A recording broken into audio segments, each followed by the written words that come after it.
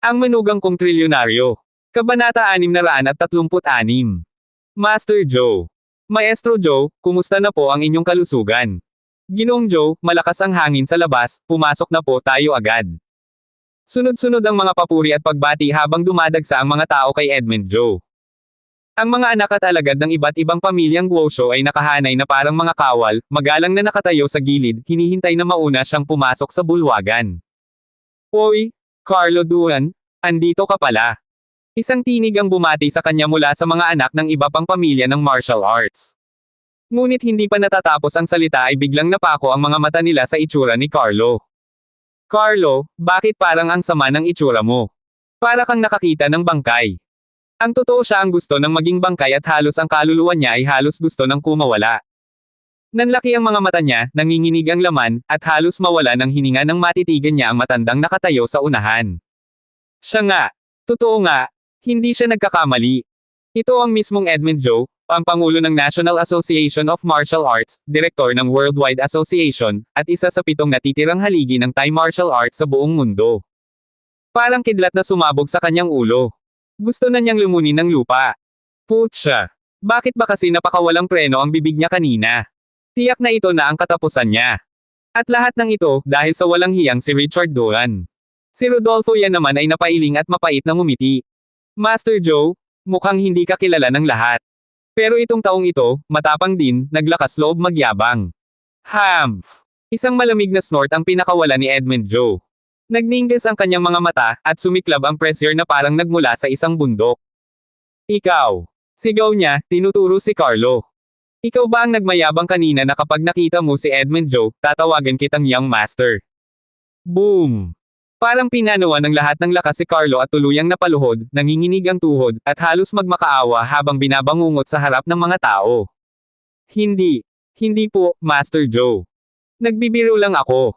Kalokohan lang po iyon. Patawad. Mali ako. Hindi ko na po uulitin. Sunod-sunod ang pagyuko at kautaw niya, pinapalo pa ang sarili niyang bibig hanggang mamula. Napatulala ang lahat sa eksenang iyon. Ang mga dating hindi makaunawa, agad na nakintal sa isip ng ipaliwanag ni Lizette Joe kung paano nagyabang si Carlo kanina. At doon, sabay-sabay silang nandidiri. Heep, si Carlo pala ay puro yabang lang. Grabe. Nakakatawa.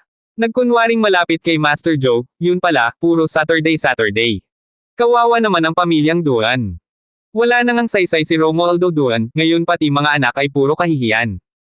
Nagpupuyos ang mukha ni Carlo sa kahihiyan, parang pinapaso ng libu-libong tingin ng panlilibak. Tahimik lamang si Andrew Cheng, malamig ang mga mata, worry pinapanood ang isang palabas na wala siyang interes tapusin. Muli pang umatungal si Edmund Joe. Carlo Duan. Ikaw ay anak ng pamilyang Duan. Imbes na magdala ng dangal, ikaw pa'y nagdadala ng kasiraan. Angas sa kapwa, pang-aapi sa sariling pamilya. Tandaan mo, babalikan ko ang inyong angkan at ipapamuka ko sa iyong ama kung paano ka pinalaki. Nanginginig na nagpatira pa si Carlo, umiiyak at patuloy na nagmakaawa. Opo, Master Joe. Tama po kayo. Ako'y walang kwenta. Patawarin ninyo ako. Ngunit hindi na siya nilinggan pa ni Edmund Joe. Sa halip, humarap ito kay Andrew Cheng at buong galang na yumoko. Young Master Cheng, pumasok na po tayo. Sa malamig na tingin, nilampasan ni Andrew si Carlo na nakaluhod pa rin sa lupa, bago siya dahan-daang tumungo sa bulwagan. Nang lumisan ang lahat, nanatili si Carlo sa tabi, halos manginig sa galit. Nilapitan siya ni Richard Duan upang tulungan tumayo. Kuya Carlo, halika, uwi na tayo. Lumayas ka. Isang malakas na tulak ang ibinigay niya. Namumula ang mga mata, at parang mga punyal ang titig kay Richard. Richard Duan. Ang kahihiyang ito, hinding-hindi ko makakalimutan. Simula ngayon, wala nang kapatawaran sa pagitan natin. Tandaan mo iyan. At sa isang marahas na kumpas, iniwan niya ang bulwagan kasama ang kanyang babae. Naiwan si Richard, nakatingin sa papalayong anino ni Carlo, mahigpit na nakasakal ang kamao. Ngunit nang dahan-dahan niya itong binuksan, isang malamig na tinig ang dumagundong mula sa likuran. Gusto mo bang maghiganti? Napalingon siya, at nandoon si Andrew Cheng, nakasandal lamang sa dingding, malamig ang ekspresyon habang unti-unting bumuga ng usok mula sa sigarilyo. Master Cheng, bulong niya, agad na yumoko. Itinaas ni Andrew ang kamay. Huwag mo akong tawaging master. Andrew na lang. Sandaling napatigil si Richard, hindi makapaniwala sa pagiging simple ng isang taong tinitingala ng lahat. Kung ganun, Kuya Andrew na lang.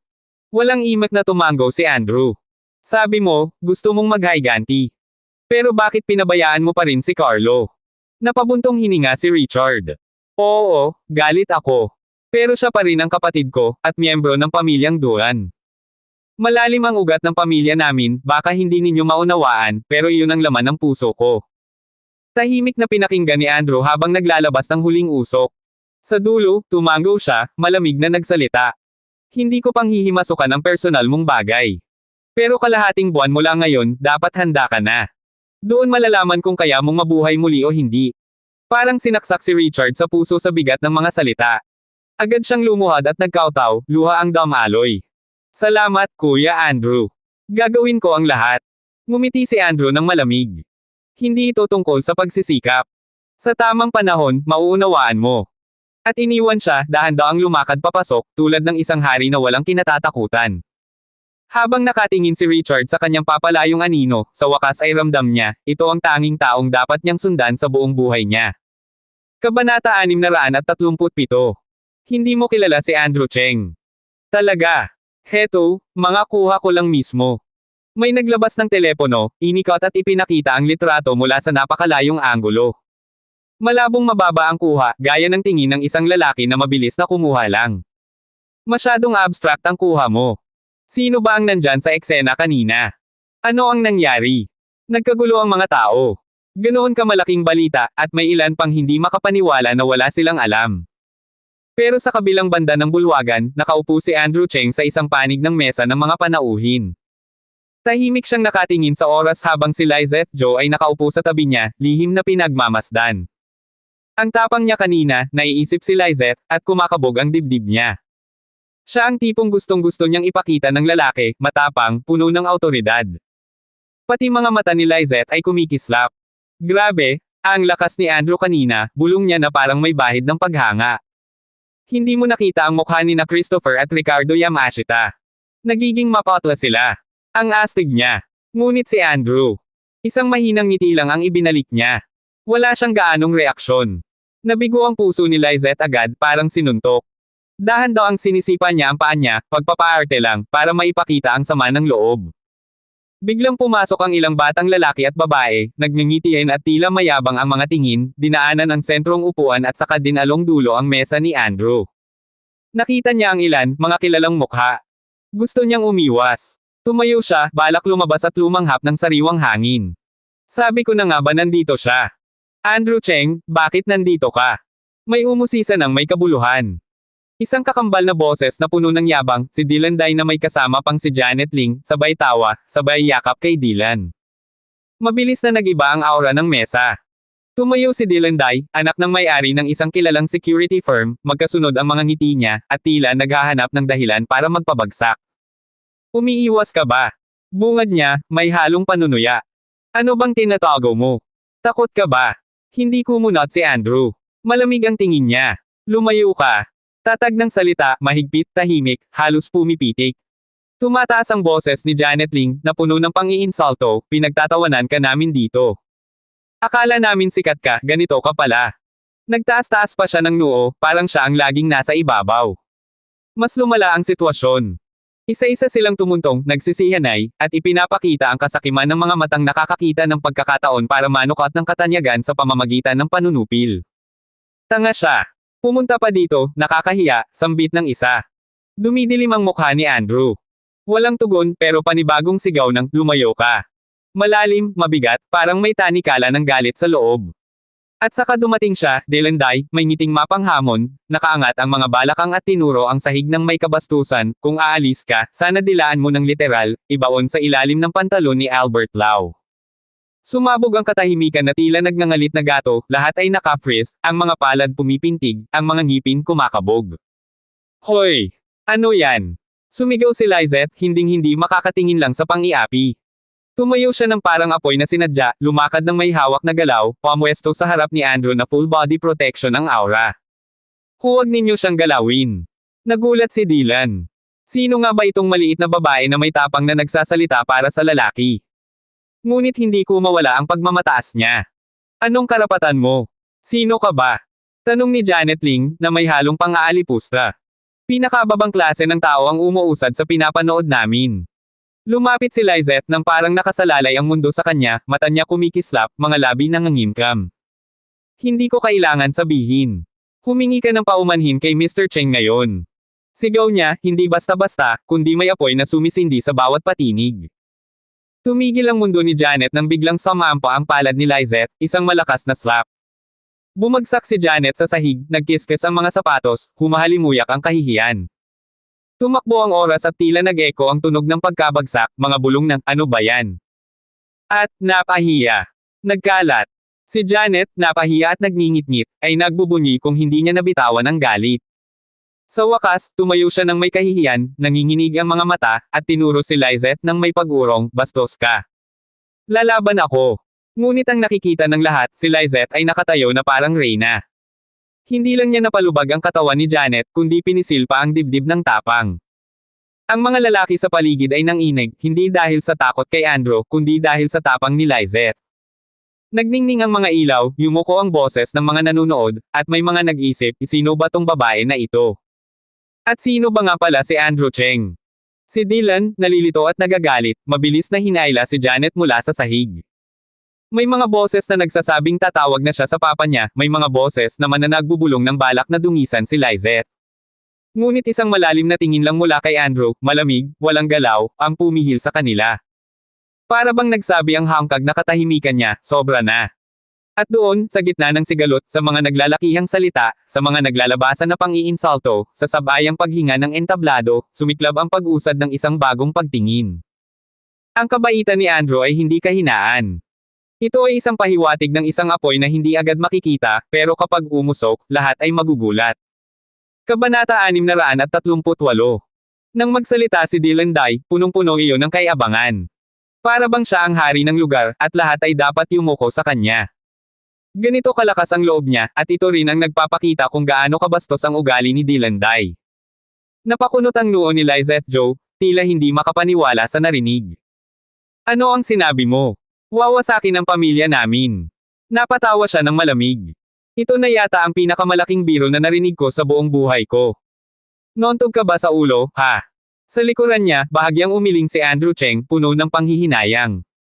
Hindi ba talaga kilala nitong si Dylan Dai kung sino si Lizette Joe? Nang mapansin iyon ni Janet Ling, agad siyang sumigaw, tinuturo si Andrew. Hoy! Bakit ka umiling? Minamaliit mo ba ang pamilya namin, lalo na si Dylan Dai? Abay huwag mong kalimutan, ang ama niya ay miyembro ng National Art Association at kampyon ng Sonda. Ang mga bisitang nandito ngayon ay puro mga bigatin sa mundo ng sining at martial arts. Sino ka para magyabang? Nagngangalit ang kanyang boses, nanginginig sa galit. Hindi siya makasigaw kay Lizette, kaya si Andrew ang pinagbuntunan ng init ng ulo. Pumasok din si Simeon sa usapan, may halong pang-iinsalto ang kanyang ngiti. Tingnan mo tong hampas lupang ito, nagpapanggap na kung sino. Wala sa lugar, basura. Nanatiling kalmado ang mga mata ni Andrew, pero ramdam niyang unti-unti nang umaabot sa sukdulan ang pangungutya sa kanya. Tahimik lang ako, nagmamasid. Pero bakit laging may mga taong pilit akong hinahamak? Bago pa siya makasagot, biglang sumingit si Lizette, malamig ang tinig at matalim ang tingin. Ikaw si Dylan Dai, hindi ba? Anak ka ni Jonas Dai. Nanlaki ang mata ni Dylan, pero pinilit pa rin ang kayabangan. Oo, bakit? May problema ba? At saka pa niya tinuya si Andrew. Tingnan mo tong inutil, nagtatago pa sa likod ng babae. Nakakahiya ka. Tawanan ng barkada ni Dylan, at ang eksena ay agad nakakuha ng atensyon sa loob ng bulwagan. Hoy, hindi ba't anak siya ni Jonas Dai? Bulong ng isa. Delikado yan, ang humarap sa batang yan, siguradong matindi ang kahihinatnan. Ngunit biglang may nakapansin. Sandali. Yung babae, parang kamukha ng apo ni Master Joe. Diyos ko! Tama ka! Siya nga! Nang marinig iyon ni Dylan, biglang nanlamig ang kanyang katawan. Pinawisan siya ng malamig at agad na nanginginig ang tuhod. Hindi maaari, siya ba talaga ang apo ni Master Joe? Sa nanginginig na tinig, natanong niya si Lizette. Ikaw ba ay apo ni Master Joe? Itinaas ni Lizette ang baba, nilagay ang kamay sa bewang, at may halong pangmamata ang kanyang sagot. Eksakto! Ako nga! Muntik nang matamba si Dylan sa sobrang takot kung hindi lang siya nasalo ni Janet. Pero imbes na matauhan, galit pa rin kumulo si Janet. Dylan. Ano naman kung apo siya ni Master Joe? Mas mataas ka pa rin. At sapakin mo siya ngayon din para makabawi ako. Paak. Walang ano-ano'y sinampal siya ni Dylan, napakalakas. Isa kang tanga. Tumahimik ka kung ayaw mong mamatay kasama ko. Sigaw niya. Nagulat ang lahat. Natulala si Janet, hawak ang namumulang pisngi, halos maiyak sa sobrang hindi makapaniwala.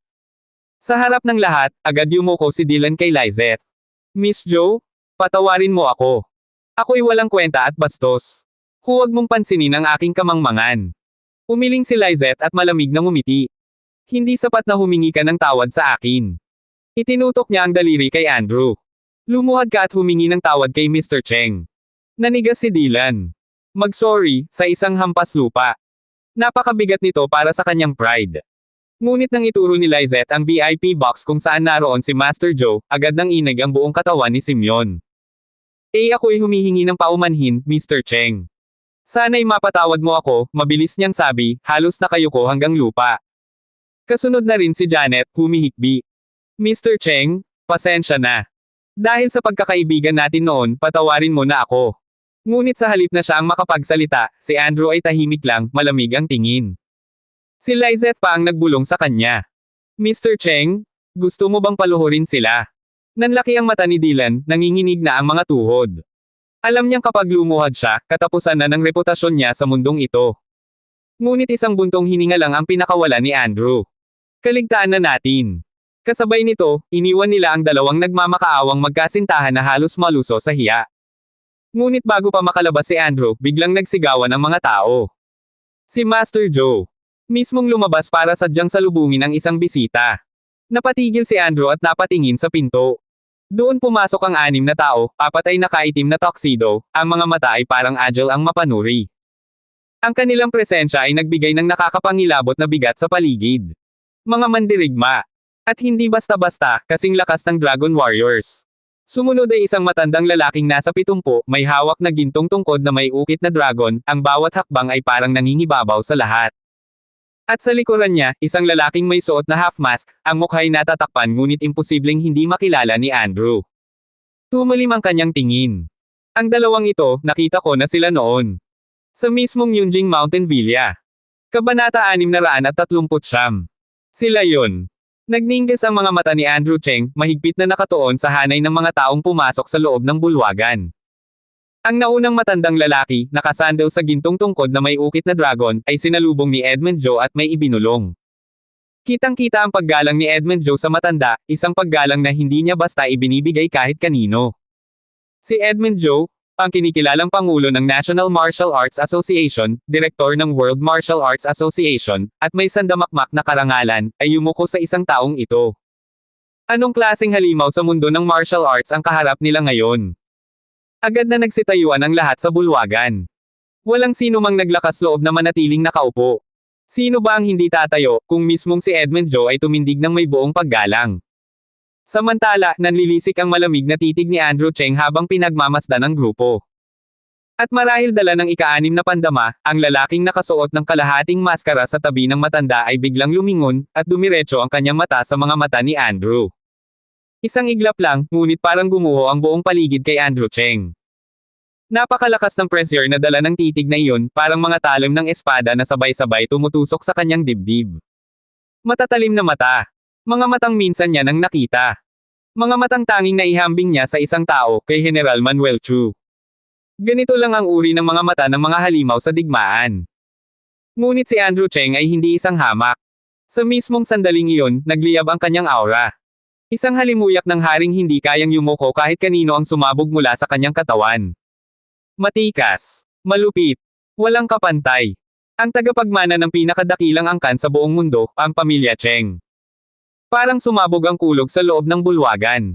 Lahat ng nakapaligid na nakaramdam ng di mabilang na pressure mula kay Andrew ay naniga sa kanilang kinauupuan.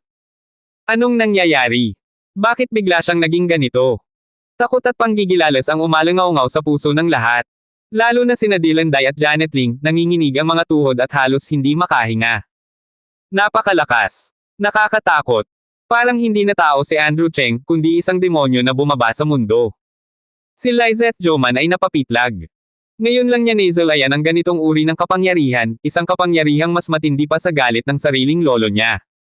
Napakapit siya sa manggas ni Andrew, nanginginig ang boses. Mr. Cheng, anong nangyayari sa'yo? Sandaling natauhan si Andrew, muling pinigil ang kanyang aura at muling isinara ang apoy na bumalot sa kanya. Ngunit hindi siya bumitiw sa malamig na titig. Ang lalaking nakamaskara, sigurado siyang nakita na niya noon. Saan? Kailan? At biglang bumalik ang mga alaala. Noong araw ng trahedya ng kanyang ina. Bata pa siya, umiiyak sa gitna ng kaguluhan. Ngunit sa gitna ng mga taong nanunood, may isang pares ng mga mata, matatalim, malamig, nakatuon lamang sa kanya. At ngayong muli silang nagtagpo, malinaw. Parehong-pareho ang mga mata ng lalaking ito. Siya ba? Bulong ni Andrew sa sarili, nanginginig ang mga kamao. Samantala, matapos sandaling pagmasdan si Andrew, muling bumaling ang nakamaskara sa matanda at may binulong. Ang matanda, na kanina'y kausap ni Edmund Joe, ay bahagyang lumingon kay Andrew na may bahid ng pagkagulat sa kanyang mga mata.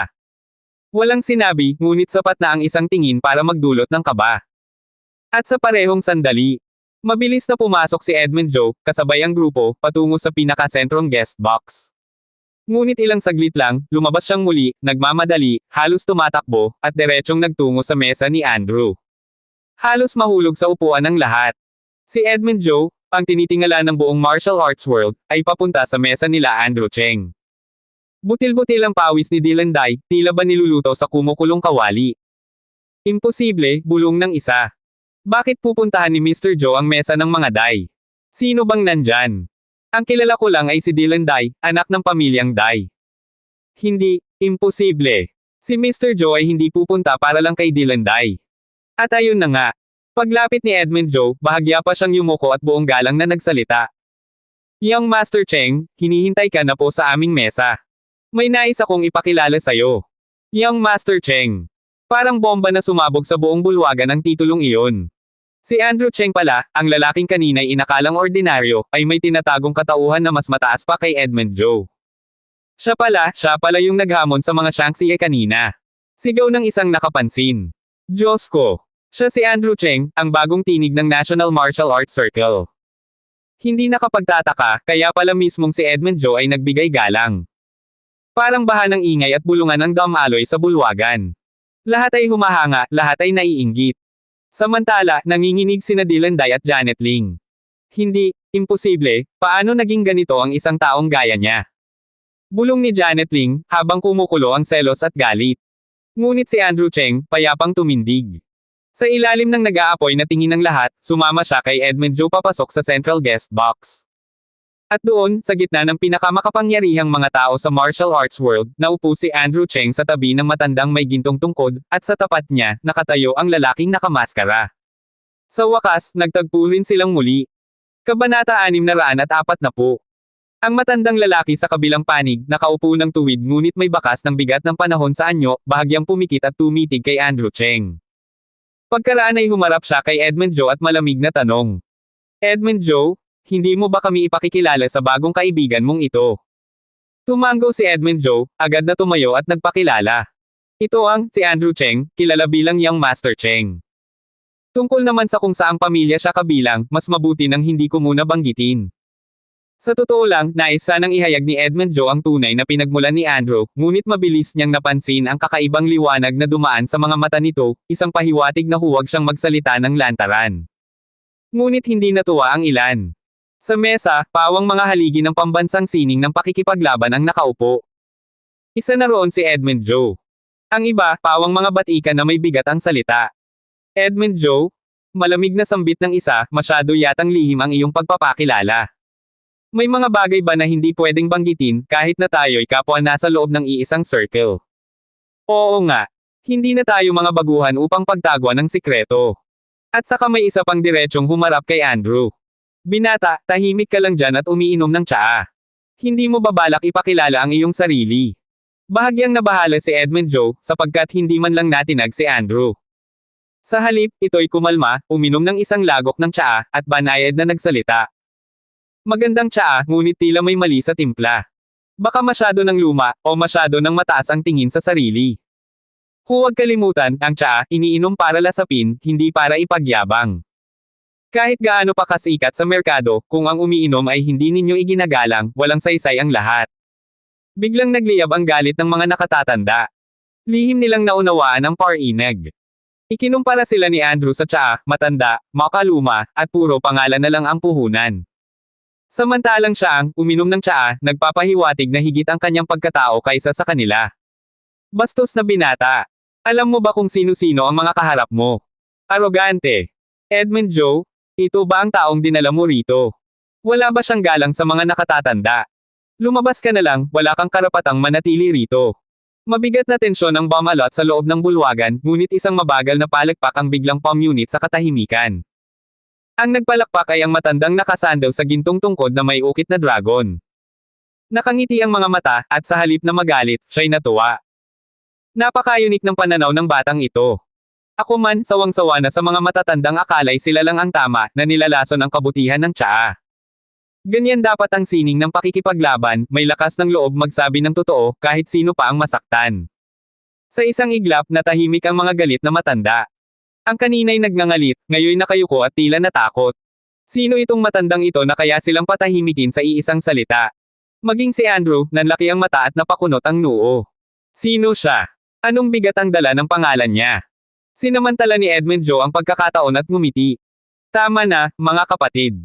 Huwag na tayong mag-aksaya ng oras. May mas mahalaga tayong dapat pag-usapan. Ngunit isang matanda ang hindi natinag. Malamig ang boses. Edmund Joe, ang pinag-uusapan dito'y pambansang sining. Hindi ba katawa-tawa na may nakaupo sa mesa na hindi man lang kilala, ni walang pangalan? Nahihirapan si Edmund Joe. Alam niyang hindi basta-basta matatapos ang usapan. Lumingon siya kay Andrew, at bago pa siya makasagot, tumayo na ito. Kung ganoon, sabi ni Andrew na may bahid ng pang-uuyam, huwag ko na kayong gambalain. Master Joe, babalik na lang ako upang kayo'y muli kong dalawin. At sa kabila ng lahat ng mapanuring mata, naglakad palabas si Andrew, mataas ang noo, walang bakas ng kaba. Ngunit bago pa siya makalabas, may malamig na tinig na bumasag sa katahimikan. Dahan-dahan ka, binata. May utos ang aking biyenan, nais kanyang makausap. Maghintay ka muna sa labas. Mula ito sa lalaking may kalahating maskara sa mukha. Mabagsik ang boses, walang halong emosyon, ngunit tagos hanggang buto ang yabang at kapangyarihan. Nabigla si Edmund Joe. Lumingon siya kay Andrew, at nanlamig nang makita ang nagyayelong ekspresyon nito. Ano ang sinabi mo? Nagningas ang mata ni Andrew, parang ilaw ng sulo na nakatutok sa kalaban. Diretso ang tindig ng lalaking nakamaskara, tila bundok na nakaharang sa hangin. At malamig niyang tugon. Utos ng aking amo, maghintay ka sa labas. Biglang nagdilim ang mukha ni Andrew, ang kilay niya'y nagsalubong. Isang malamig na ngiti ang sumilay sa kanyang labi. At kung sakaling, hindi ako pumayag. Agad bumagsak ang temperatura sa bulwagan. Para bang ang hangin ay kinulong sa isang sisidlan, handa nang pumutok anumang sandali. Natarante si Edmund Joe. Alam niyang ang taong kaharap nila ay hindi basta kalaban. Ngunit bago pa niya mapigilan, nagtaas ng kamay ang lalaking may maskara. Pak! Pak! Kumalabog ang sahig nang magsimulang gumalaw ang apat na gwardya sa sulok ng silid, lahat nakasuot ng itim na Amerikana, malamig ang mata, puno ng ubod ng bangis. Dakpin siya. Utos ng maskarang lalaki, tinig na umalangaw-ngaw sa buong bulwagan. Mabigat ang hakbang ng apat na gwardya, at ang nakatagong pamamaslang sa kanilang kilos ay nagdulot ng bigat sa dibdib ng lahat ng naroon. Si Andrew, bagaman nanatiling tuwid, ramdam ang bigat ng presyon. Alam niyang kung haharapin niya ang apat na ito, kulang ang tsansa niya. Ngunit biglang, isang malakas at sabay-sabay na yabag ang umalangaw-ngaw mula sa labas. Dagendong! Dagendong! Dagendong! At sa pagbukas ng pinto, pumasok ang 8 lalaki, nakauniporming madilim na berde, may pintura ng digmaan sa mukha, at armado ng mga espada at nakatagong sandata. Parang matatalim na punyal ang tindig nila, matikas, walang takot, nakatindig na parang bagyo sa gitna ng gabi. At sabay-sabay nilang isigaw. Imperial Order. Umalangaw-ngaw ang tinig nila, parang kulog na gumulantang sa buong bulwagan. Gamulong ang lakas ng sigaw, tumagos hanggang kaluluwa ng lahat ng naroon. Natigilan ang lahat. Napamulagat. Imperial Order. Parang binalot ng kidlat ang buong silid. Ang mga batikang mandirigma, pati na ang matandang may gintong tungkod, ay napatayo, naguguluhan, natataranta, at mistulang nilamon ng sindak. At sa mismong sandaling iyon, isang boses ang umalangaw-ngaw mula sa pintuan. Ang sino mang humadlang, pupulbyusan. Pangan ang mga susunod pang kabanata ng Ang Manugang Kong Trilyonaryo. For more updates, please subscribe to my YouTube channel and don't forget to like and share. Thanks for your support.